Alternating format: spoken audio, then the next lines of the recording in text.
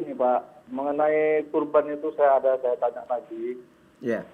Jadi kurban itu Pak, dia sebagai kepala keluarga kita berkurban atau kita urut dari kita untuk istri kita, untuk anak kita yang pertama, kedua, ketiga atau selanjutnya gitu Pak. Atau kurban itu setiap tahunnya atas nama kita aja atau bagaimana Pak? Gitu, Pak.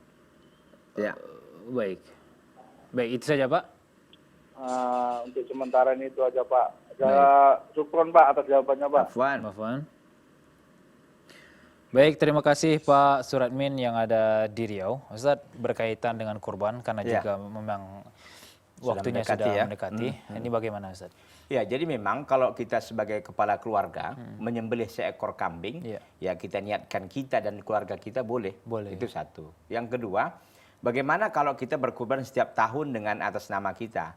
Ya kalau bisa kita berbagi juga, artinya tahun ini kita, tahun depannya istri, kan masing-masing akan dapatkan pahala Baik. sesuai dengan niatnya itu gitu kan. Kecuali tadi itu satu ekor kambing disembelih oleh seorang kepala keluarga diniatkan untuk dia dan keluarganya boleh. Boleh itu Ustadz? Boleh. Baik. Atau tadi itu karena kesempatan dia berkurban ada setiap tahun, ya digilir umpamanya. Baik. Tahun ini 2019 suaminya, 2020 nanti istri 2021 mungkin anak, iya. itu dan seterusnya. Enggak ada masalah. Baik. Yang masalah kalau yang punya kemampuan tapi nggak berkurban, itu yang Iya. bermasalah.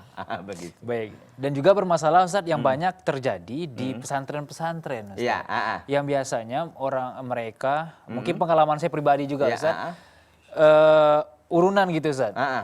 Satu santri-santri nyumbang berapa semampu mereka untuk membeli seekor sapi. Ini bagaimana? Apakah boleh? Apakah itu termasuk kurban? Enggak dibenarkan dengan cara itu. Oh, baik. Karena ukurannya kan ada. Kambing itu adalah untuk satu orang, gitu kan. Kalau dia lembu itu 7 orang. Begitu. Jadi ini atas nama siapa ini umpamanya? Kalau ada 40 orang siswa, kumpul-kumpul uang umpamanya.